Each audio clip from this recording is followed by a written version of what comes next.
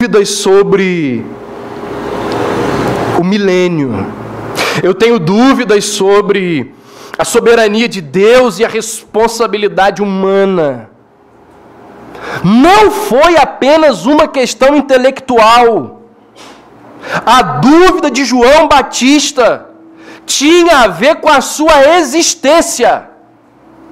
Tinha a ver com o propósito do seu nascimento, com a sua pregação e com o seu ministério. Foi uma dúvida terrível. Foi uma dúvida cheia de angústia. É como se eu chegasse para vocês aqui e dissesse assim: não sei por que eu sou pastor mais. Tenho muitas dificuldades com a minha fé em Jesus Cristo. Eram dúvidas que envolviam o relacionamento dele com Jesus Cristo, o sentido da vida dele. Repito, não era uma dúvida intelectual. Segundo Flávio Joséfo, o maior historiador da história dos judeus, Herodes, ele havia se separado da sua primeira esposa e tomou por esposa uma mulher chamada de Herodias. Herodias era casada com Filipe, que era meio-irmão de Herodes. Ou seja, a união de Herodes e Herodias não foi só adultério, resultou num conflito familiar. E aí, nesse contexto dessa união espúria, aparece a voz que clama no deserto, denunciando aquela relação adúltera do rei Herodes. No capítulo 14, dá uma olhada aí, capítulo 14, verso 4, João vira para Herodes e diz assim: não te é lícito possuí-la.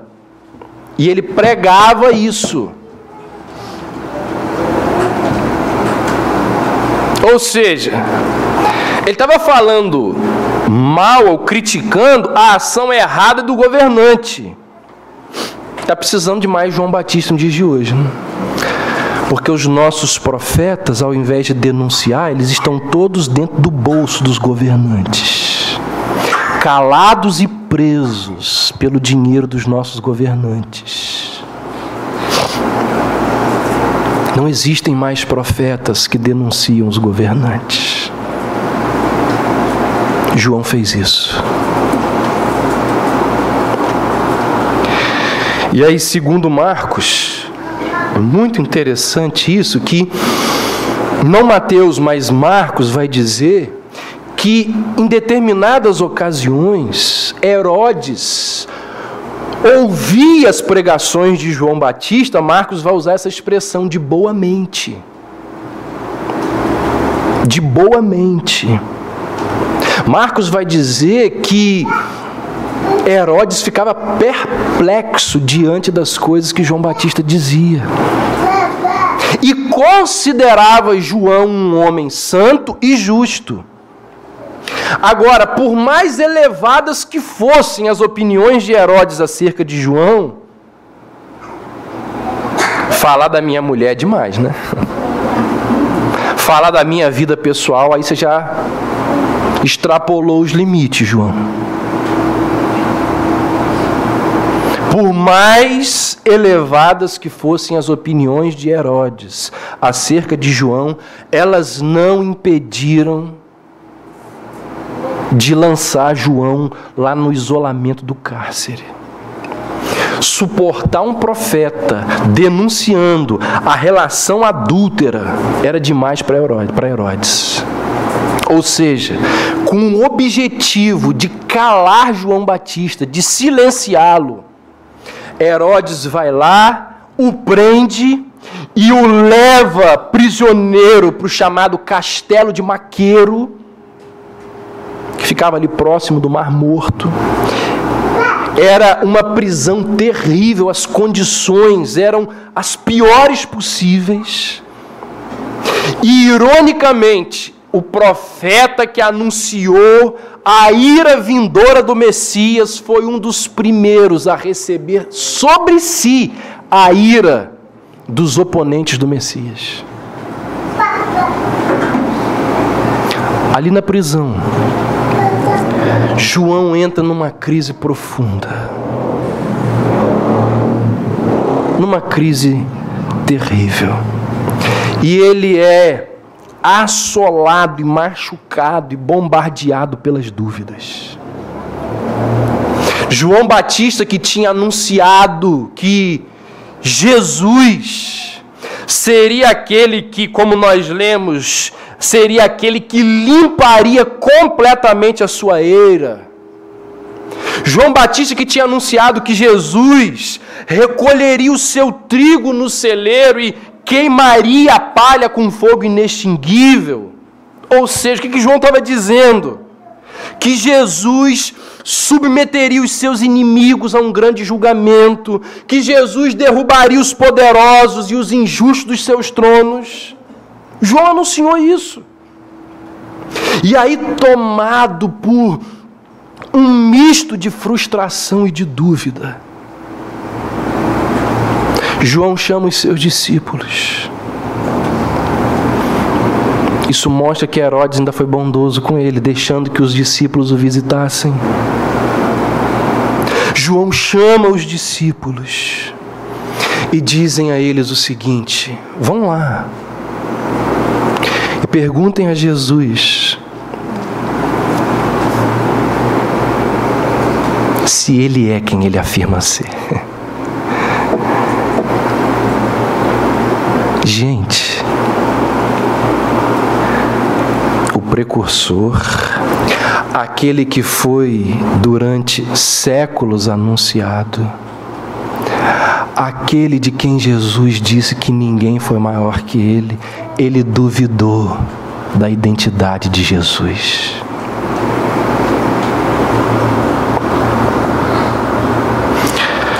E ao que tudo indica, essa dúvida na mente de João Batista foi causada pela sua aflição intensa. Deixa eu dizer uma coisa para vocês. É muito fácil a gente crer durante um culto comovente. É muito fácil a gente crer ouvindo um bom sermão. Crer vendo o pôr do sol lá em Jeribá. Aí, meu amigo, até o ateu é tentado. Isso é mole. Mas continua crendo quando seu filho está com câncer no hospital. Continua crendo quando as nossas finanças estão uma bagunça. Problema financeiro gravíssimo. Continua crendo quando o jovem é assassinado e as nossas orações, como disse Lewis, são endereçadas, lançadas para um lugar que parece que não tem, o endereço não existe. Continua crendo quando o louvor é automático, é mecânico, parece que não tem significado nenhum aquilo que está sendo cantado ali. Continua crendo quando não é o filho, mas é você que abre lá o exame e diz assim: melanoma.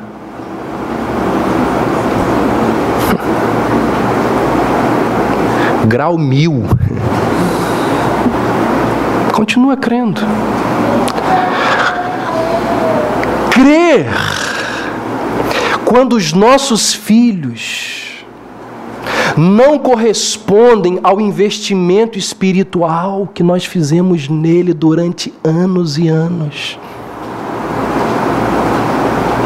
Continua crendo quando a família ela começa a desmoronar pelos mais diversos motivos.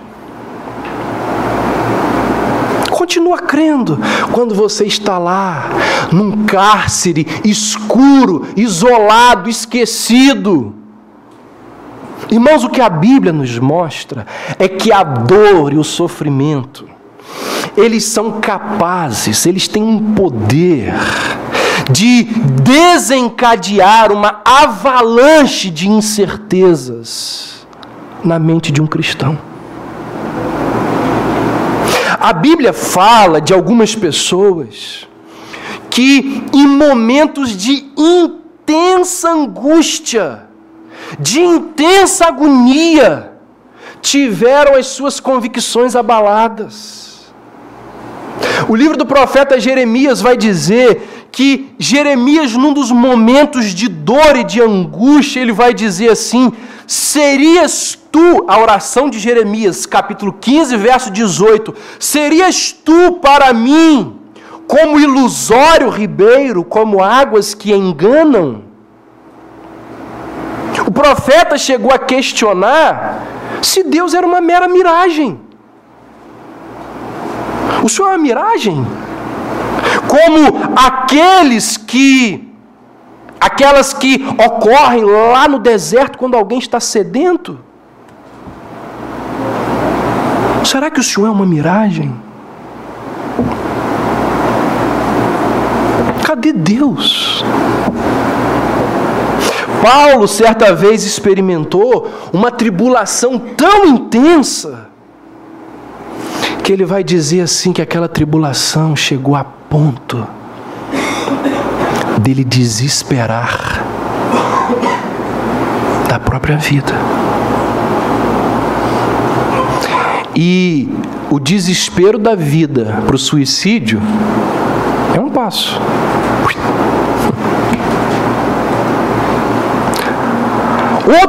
Além do sofrimento, outro fator capaz de gerar dúvidas angustiantes na vida do cristão, percebido aqui em João,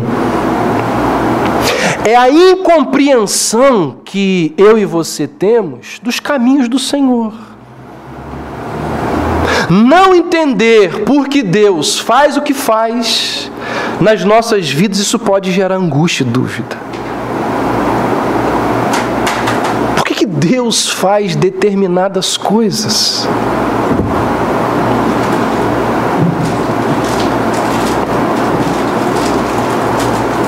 Há pouco tempo eu ouvi de uma mulher que a vida inteira sonhou em ter filhos. Não conseguia pelos mais diversos motivos. Engravidou. Correu tudo bem. Com poucos meses de vida, a criança morreu. Por que Deus deixa a criança nascer, ser gerada, se vai deixar a mãe com 2, 3 meses só a criança?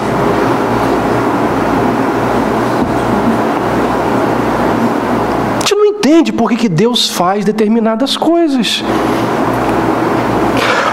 Olha aí o que dizem os versos 2 e 3 do texto que nós lemos, de Mateus 11.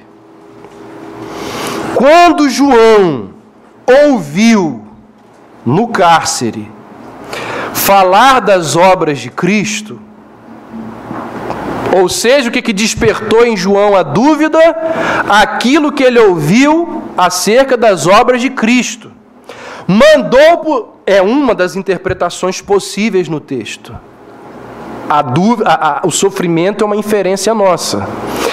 Mandou por seus discípulos perguntar-lhe: és tu que estava para vir, ou havemos de esperar outro? Comentando esses versos 2 e 3, Carson, um dos maiores expositores bíblicos da atualidade, ele diz o seguinte: Jesus não estava revelando-se o tipo de Messias que o povo aguardava. Então o povo tinha uma impressão, um entendimento do que era o Messias. E Jesus não estava se enquadrando naquele entendimento de Messias que o povo tinha. Então João pergunta: és tu que estava para vir ou a gente deve esperar outro?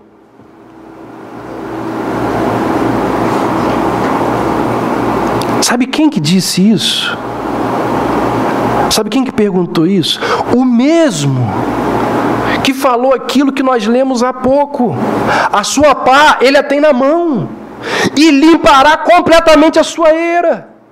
Recolherá o seu trigo no celeiro e queimará a palha em fogo inextinguível. Ou seja, João pregou a catástrofe. Mas até aquele momento ele foi o único a receber a catástrofe. Foi só ele. Então, gente, preste atenção numa coisa. Nem sempre os caminhos do Senhor serão claramente interpretados por nós. Nem sempre os propósitos do Altíssimo serão claramente revelados àqueles que esperam nele. Isso pode gerar angústia. Isso pode gerar inquietação, pode gerar dúvida.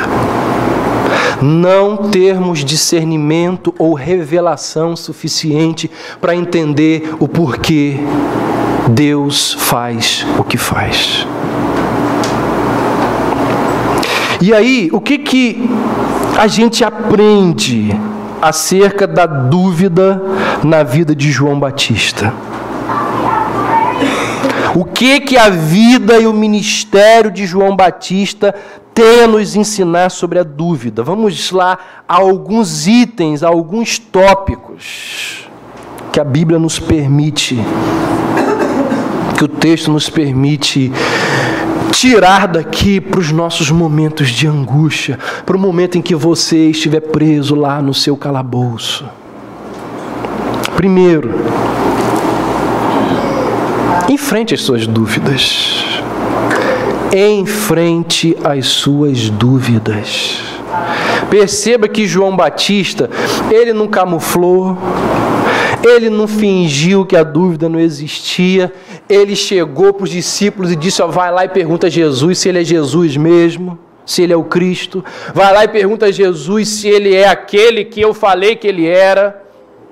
Ele enfrentou. Gente, você tem dúvida, você tem angústia sobre por que esses livros aqui podem ser considerados palavra de Deus? Por que outros livros não são canônicos, mas só esses aqui? Corre atrás.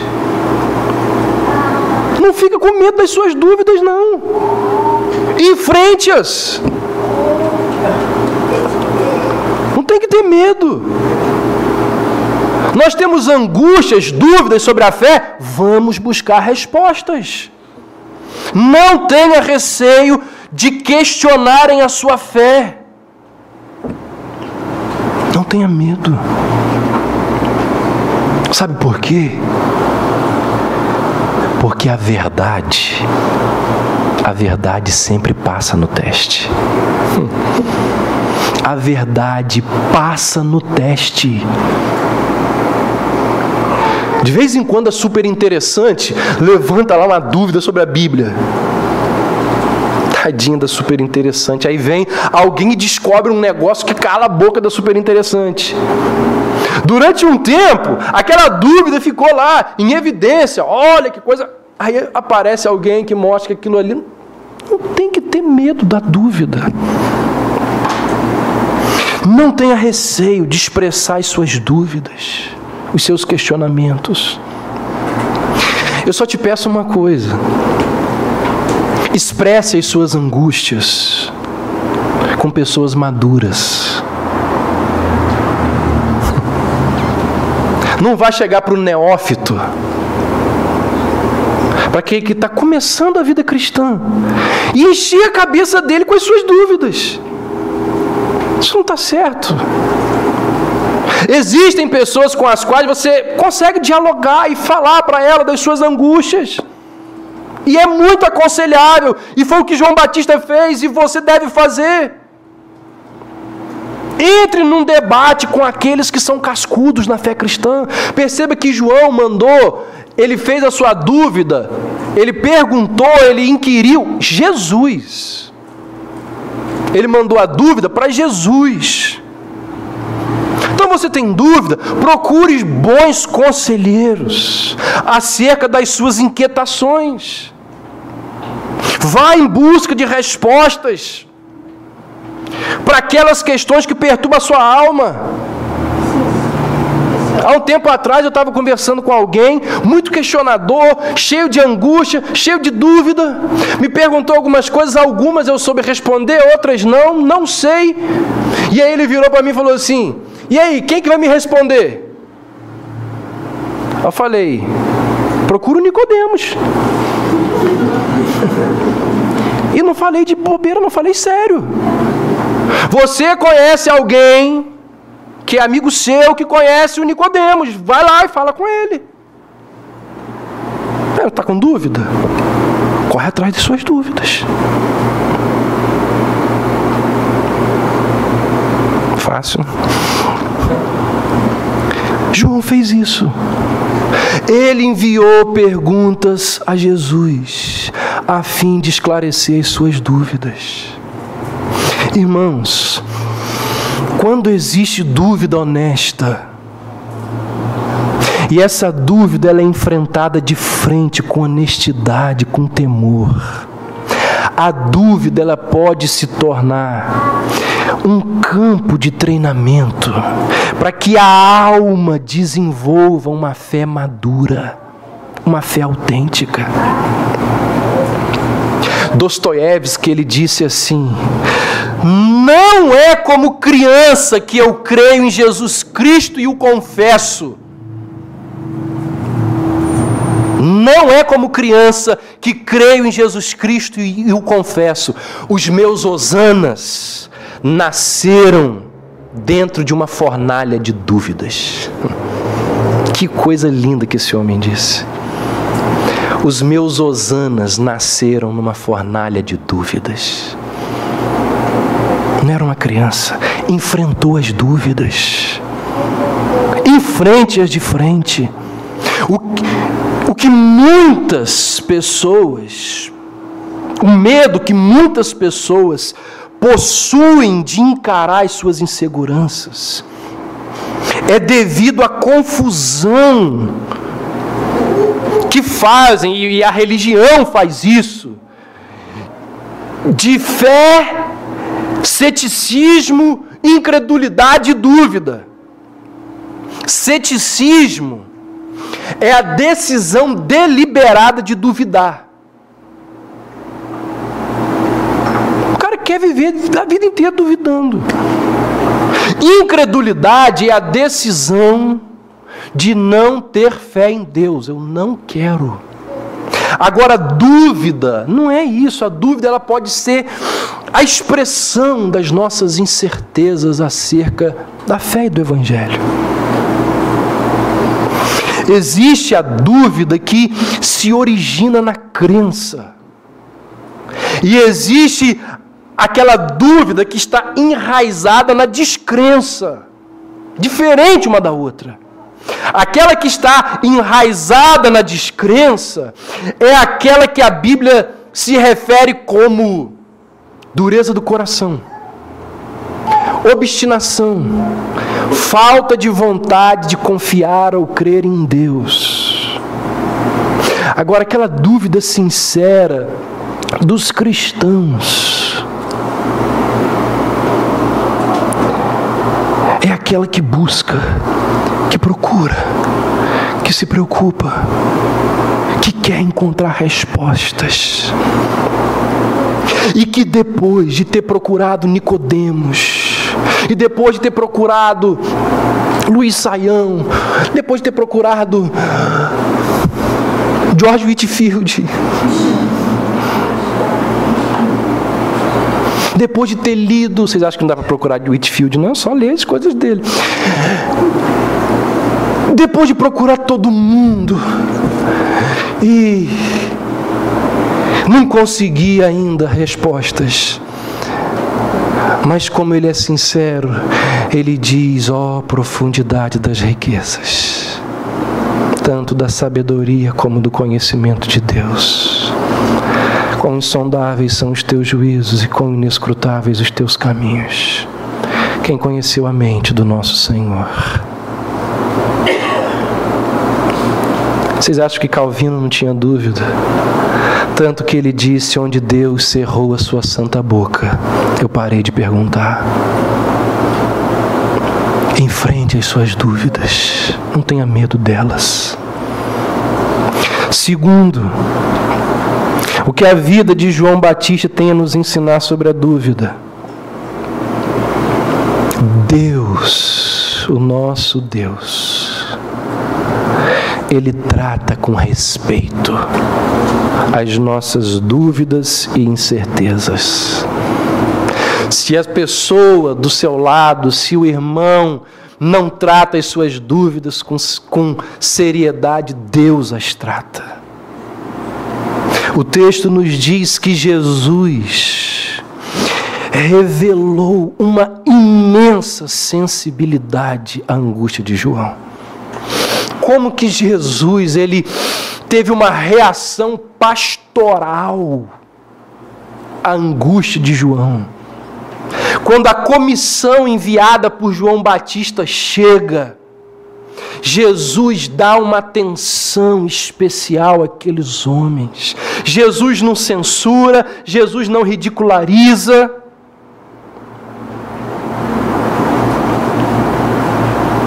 Há muito tempo eu ouvi alguém dizer que Deus, ele prefere questionamento sincero a louvor hipócrita. Tem muita gente louvando a Deus hipocritamente porque tem medo de expressar as suas angústias. Deus não fica escandalizado, Deus não fica decepcionado com as nossas inquietações. É muito interessante a resposta que Jesus oferece à indagação de João. Olha aí, verso 5. Jesus diz: os cegos veem, os coxos andam, os leprosos são purificados, os surdos ouvem, os mortos são ressuscitados e aos pobres está sendo anunciado o Evangelho. Não sei se você sabe disso, mas no Antigo Testamento, a cura de cegos, coxos e surdos e a purificação de leprosos, junto com a ressurreição de mortos, esses 5 milagres aqui, era dito pela tradição que somente o Messias seria capaz de fazer. Perceba que Jesus, ele envia uma resposta concreta a João sobre a sua identidade messiânica. Essa resposta de Jesus aqui, ele não pegou de forma aleatória, não. Tem um motivo pelo qual Jesus responde do jeito que responde. Jesus seleciona lá alguns milagres que, segundo a tradição dos judeus, diziam que somente o Messias seria capaz de realizar.